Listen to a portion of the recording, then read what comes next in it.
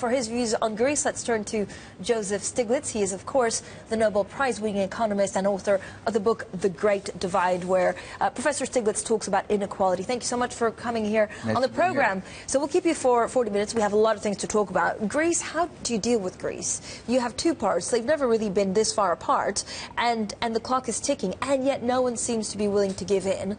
Who's going to win? Or is everyone going to lose? Well, I mean, there is a risk that everybody is going to lose. You know, I've looked at the kinds of reforms that they've already done. It's actually very impressive. The macroeconomic reforms, the bringing down the deficit in terms of the actions. But on the other hand, if your economy implodes, which the austerity has caused, we should be very clear, it was the austerity that really brought the economy down 25% below what it was before the crisis. You know, one of the things everybody focuses on, debt sustainability, the debt-GDP ratio. If you get that GDP down low enough, that GDP goes up.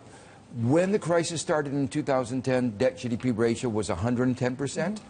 It's now much, much worse because of the flawed austerity policy that's been imposed on Greece.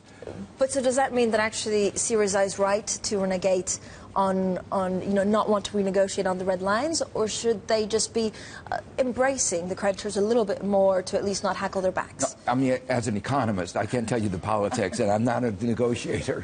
But what I can say from the economics, they're absolutely right that the program that was put forward, you know, back in 2010, revised subsequently, twice, was a disaster. Right. It was a disaster, you know, and as an economist, when I saw it originally, I said, this is not going to work. What's so remarkable is the ECB, the European Commission, keep coming out with forecasts. Their models are really, really bad. You know, I tease my students, I say, you know, if you ever came out with that, you get a zero. Yeah, exactly. But so why are they so bad, and how do you fix this? Well, I think that they don't understand the macroeconomics, that when you have austerity combined with a weakening of the financial sector, you know, this is a fundamental structural problem with the EU. They have the single market, and money leaves countries that have a problem. And so you get the public austerity combined with a contraction in private lending, and it's a toxic combination. The country goes down. They didn't have that built into models. The same problem they had in failing to forecast the 2008 crisis. They didn't learn. But so should Greece actually leave the Eurozone?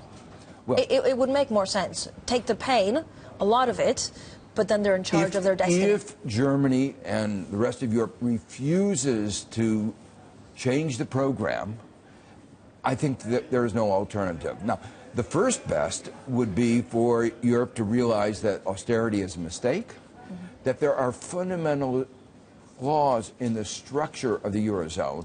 But, Professor, we're too late. I mean, this is, you know, they need money and they need it in the next couple of weeks. So I understand what you're saying, but we just don't have the time for that. If you were Greece, would you leave under these conditions?